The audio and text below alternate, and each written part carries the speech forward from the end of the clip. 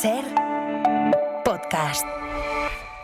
Hola, soy Javier Ruiz y esto es Hora 25 de los negocios. Hoy, Israel bombardea Irán. Hoy, tensión petrolera.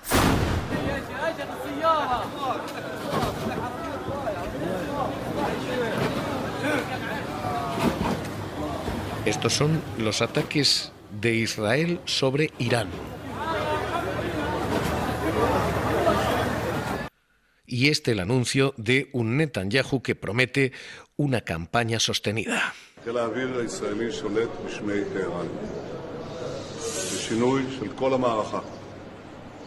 Anunciando que la Fuerza Aérea israelí controla los cielos de Teherán y que está camino, dice, de recuperar a nuestros hijos y de eliminar la amenaza nuclear.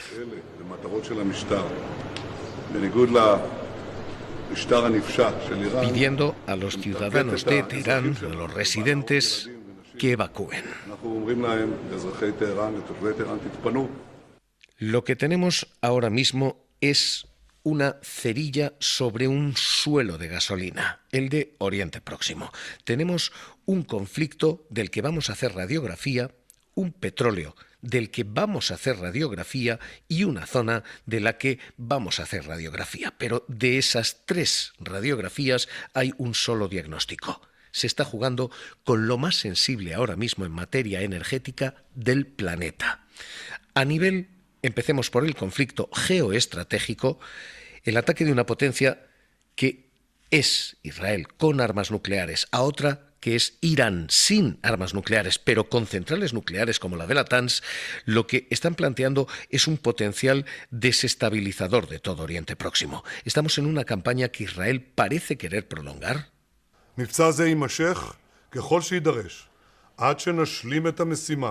Porque Israel está diciendo que esa operación va a continuar mientras sea necesario, así que en lo geoestratégico esto amenaza con desestabilizar todo Oriente Próximo. Y en lo económico, esto amenaza con golpear a dos zonas, dos bloques, dos núcleos muy sensibles. Irán, que produce el 3% del crudo mundial, 3 millones de barriles, de los cuales 2 millones se exportan. Y sobre todo, el estrecho de Hormuz, donde cruza aproximadamente un quinto de la producción mundial del planeta. Por allí pasa el petróleo que comercian Irán, Irak, Kuwait, Arabia Saudí, Emiratos Árabes, entre otros. Así que lo que tenemos hoy es, primero, radiografía geoestratégica extraordinariamente sensible y, segundo, radiografía económica extraordinariamente delicada. Pablo Morán, jefe de internacional de la cadena SER. ¿Qué tal? Muy buenas noches. Hola Javier, buenas noches. ¿Qué tenemos? ¿Cómo está la situación? Hagámoslo primero esto, radiografía geoestratégica, ¿en qué punto y en qué equilibrios está el conflicto que ha abierto Israel? Oficialmente, la operación militar Caballo Rampante, así se llama, está pensada para neutralizar el programa nuclear iraní. Israel siempre ha temido que Teherán lo utilice para desarrollar armas atómicas y hoy mismo Netanyahu ha dicho que no pararán hasta terminar con esa amenaza. Pero los ataques están abarcando algunos objetivos más. El propio primer ministro prometía este fin de semana que no quedará sin atacar ni un solo rincón del régimen de los ayatolás. Lo ideal, ha asegurado estos días, sería un cambio de régimen y está por ver si lo consigue, pero lo que posiblemente consiga es debilitarlo con ataques a varios pilares de la nación, no solo el programa nuclear. La aviación israelí ha atacado infraestructuras militares para neutralizar la capacidad de ataque del enemigo. Solo entre ayer y hoy dicen haber golpeado un centenar de objetivos, además de descabezar a la cúpula de la Guardia Revolucionaria y militar del país. También han atacado instalaciones del sector energético claves para la economía iraní, como el principal depósito de gas de Teherán o una importante refinería de la ciudad atacada esta pasada madrugada. Y esta misma tarde-noche, Israel ha atacado la televisión iraní en directo.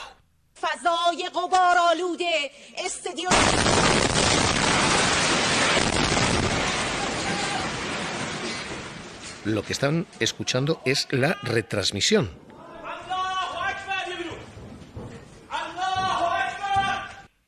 Así que lo que tenemos ahora mismo es, en términos geoestratégicos, la mayor sacudida a la zona que habíamos visto en muchos años. Esa zona, en términos, segunda parte, económicos, es extraordinariamente sensible. Primero, porque Irán, como dice su ministro de Petróleo cuando dice no tenemos miedo, Irán es el octavo mayor productor de crudo del planeta, en torno al 3%. Irán es el cuarto país con mayores reservas de todo el globo. E Irán estaba volviendo a ser un nuevo jugador muy importante en las exportaciones. Había sufrido durante muchos años sanciones, pero estaba volviendo poco a poco al mercado. Lógicamente, si uno de los grandes productores y exportadores se enfrenta a una nueva guerra, ahora mismo lo que amenaza es con tener menos petróleo y, por tanto, con que lo paguemos más caro. ¿Cuál es el peor escenario para Irán? De momento, no parece un gran problema si esto es solo un ataque a Irán, porque de esos 3 millones de barriles diarios que produce, 2 millones se exportan. La Agencia Internacional de la Energía estima que la demanda mundial está en torno a los 104 millones de barriles. Así que, incluso sin los 2 de Irán, Emiratos Árabes, Arabia Saudita son capaces de aumentar la producción y, por tanto, cerrar ese agujero si el grifo iraní se cierra. Y eso es exactamente lo que ha pasado durante las sanciones impuestas al régimen, lo admitía la propia OPEP. We're not happy to see sanctions on our member countries, whether it's Iran, and there are sanctions also on another member country, Venezuela. Que decía, no somos felices cuando se cierran los grifos de Irán o de Venezuela, pero admitían son capaces de producir más y de compensar incluso el cierre de las operaciones petroleras de algunos de esos países.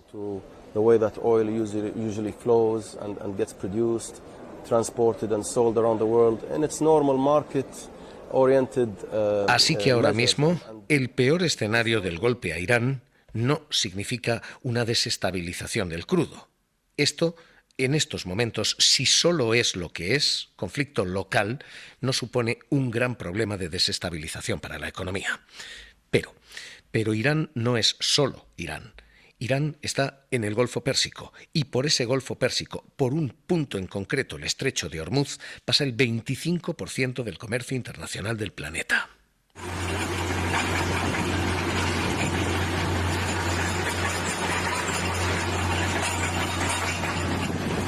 La mayor capacidad de refinería del globo está en aquella zona y la mayor capacidad de tránsito de crudo está en aquella zona.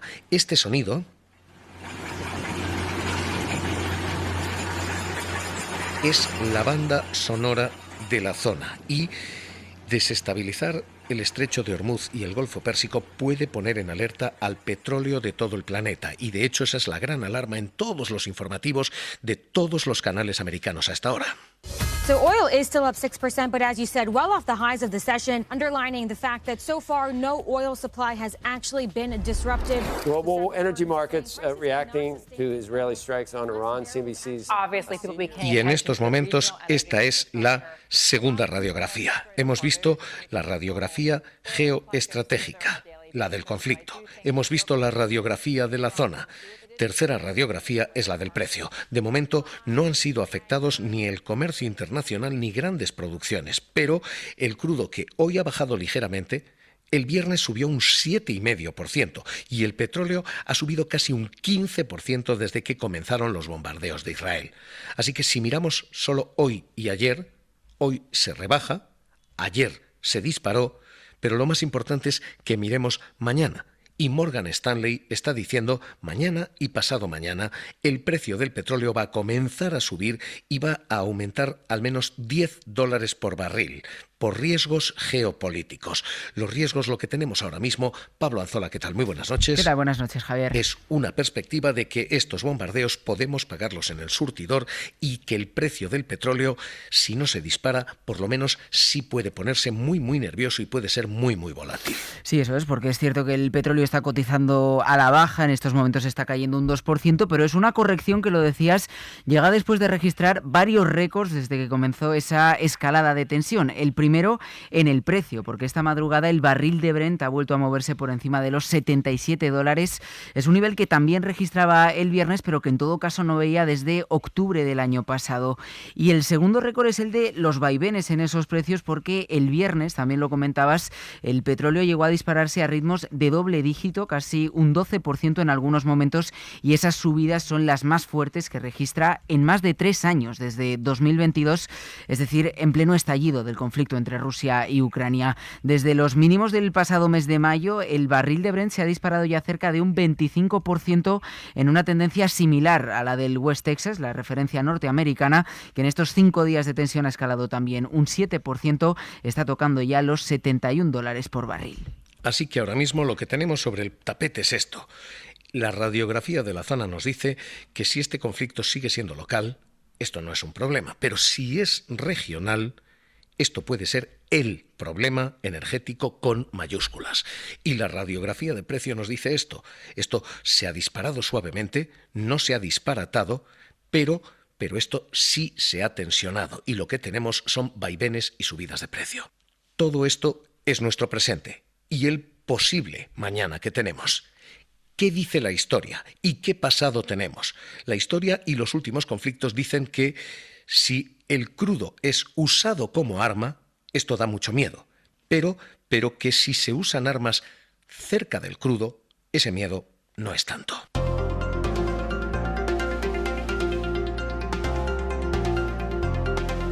¿Qué significa esto exactamente?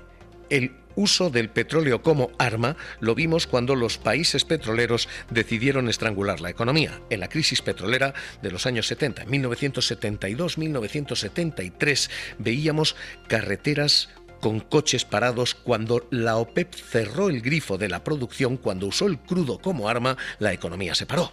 It's time to buy plenty of sweaters. It may get a little cold this winter.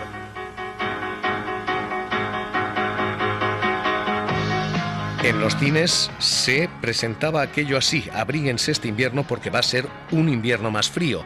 Y las carreteras tenían coches varados porque no llegaban a repostar.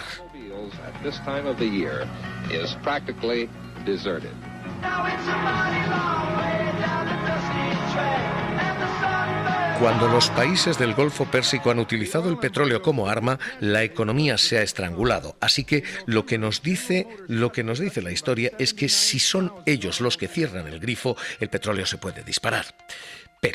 Pero la alternativa no es necesariamente cierta. Cuando se usan armas cerca del petróleo, la tensión ha sido grave, pero no disparatada. Por ejemplo, los precios del crudo Brent se dispararon un 5% después de los atentados terroristas del 11S.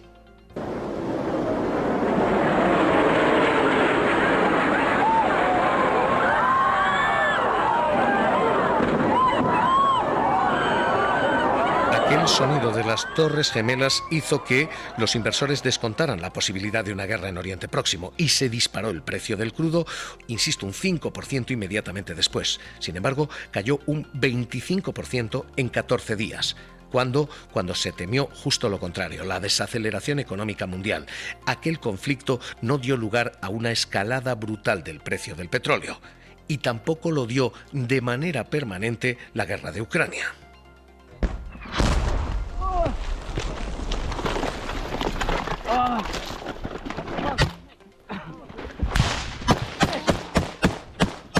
En las 2 semanas posteriores a la invasión rusa de Ucrania, en febrero del 22, los precios del barril Brent subieron un 30%. Sin embargo, 8 semanas después, los precios volvían a su nivel anterior a la invasión. Así que cuando el petróleo se utiliza como arma, cuando lo hacen los productores, esto da mucho miedo. Pero cuando las armas se cargan contra esos mismos productores, los resultados no han sido necesariamente dramáticos. Así que lo que tenemos ahora es tensión sí, miedo sí, muchas posibilidades de que esto descarrile y de que esa cerilla inflame la gasolina, pero no necesariamente una brutal escalada del precio del petróleo.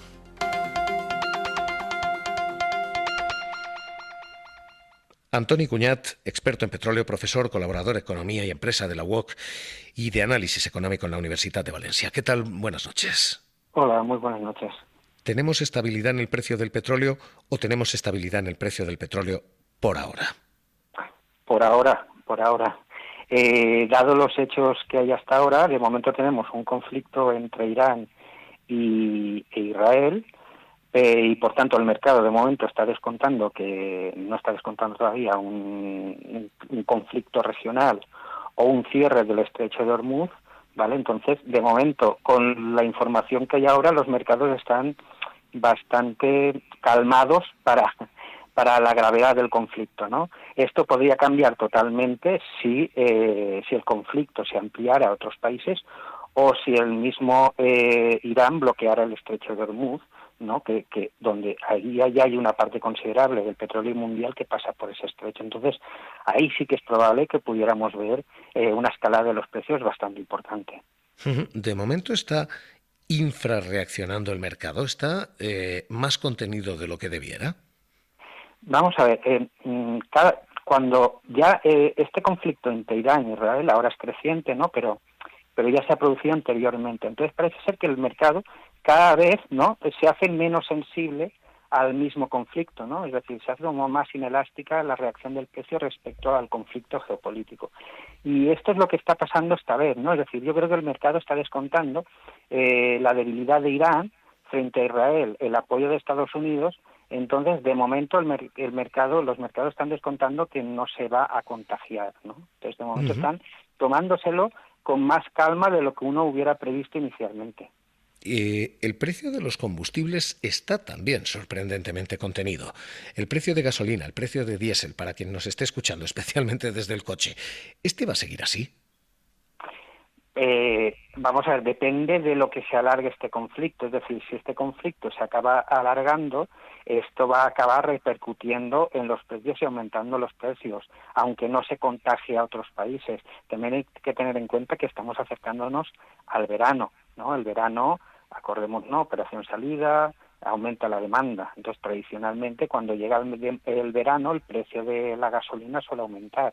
Entonces, si a esto le aumentamos el conflicto existente en estos momentos, esto acabará repercutiendo. Que llegue a más allá de $100 el barril, si se está contenido conforme está ahora el conflicto, yo creo que no, ¿vale? Pero sí tendremos un precio del petróleo alto si este conflicto sigue de esta forma. Hemos oído crisis como la de 1972-1973. It's time to buy plenty of sweaters. It may get a little cold this winter. Y hemos oído aquella imagen y visto y recordado coches varados y una crisis petrolera que dejó aquella imagen, aquella banda sonora.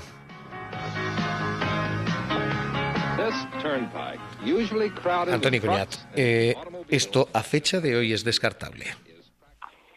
A ver, en economía no hay nada descartable al 100%. Pero el escenario que hay ahora mismo es totalmente diferente al de los años 70. En primer lugar, los bancos centrales han aprendido mucho, los gobiernos han aprendido mucho de las últimas crisis. Aunque hay todavía una gran dependencia del petróleo, es mucho menor, es bastante menor a la que había en los años 70. En los años 70 era la única alternativa. Ahora cada vez hay otras alternativas, como los coches eléctricos, ¿no? Entonces, toda vez que sí que es verdad que somos muy dependientes, sobre todo España y Europa, de los combustibles fósiles, yo creo que no es la misma situación. Obviamente también depende de la gravedad, ¿no? Depende de si llegamos a precios por encima de los $100 el barril, obviamente la situación sería muy grave. Pues Antoni Cuñat, profesor de colaborador de Economía de la UOC, Análisis Económico en la Universidad de Valencia, experto en petróleo. Gracias por estar con nosotros aquí en la SER. Un abrazo. Gracias a vosotros. Hoy, con todo esto, el sonido de las bombas sigue marcando los mercados.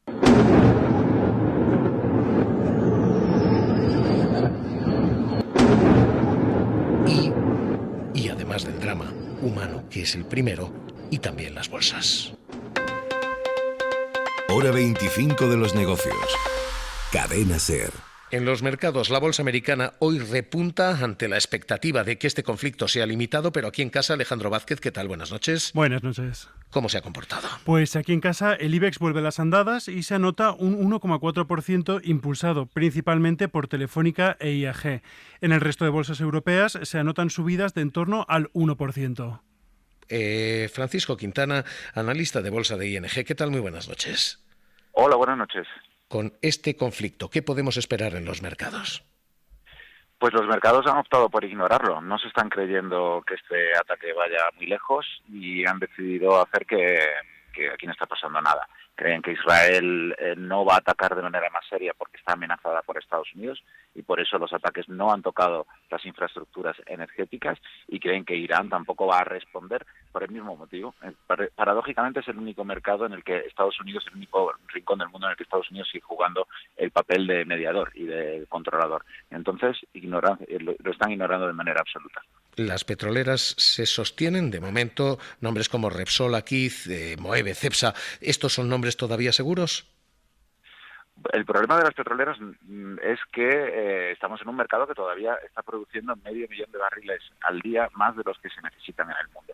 Y ese es el problema. Están produciendo una materia prima que en este momento no tiene muy buenas perspectivas de futuro. De hecho, este conflicto podría haberles ayudado. Y el hecho de que no se lo crean hace que estas empresas no sean particularmente seguras. Porque el mercado está diciendo, vamos a seguir en esta situación de sobreabundancia. Y eso implica que no es una buena apuesta, una energética ahora mismo. Pues Francisco Quintana, analista de ING, gracias por estar con nosotros aquí en la SER. Un abrazo. Un abrazo, gracias. Hoy esta es la tensión en Irán, en Israel, y esta la cerilla sobre la gasolina. Hora 25 de los negocios, cerramos. Para no perderte ningún episodio, síguenos en la aplicación o la web de la SER, Podium Podcast o tu plataforma de audio favorita.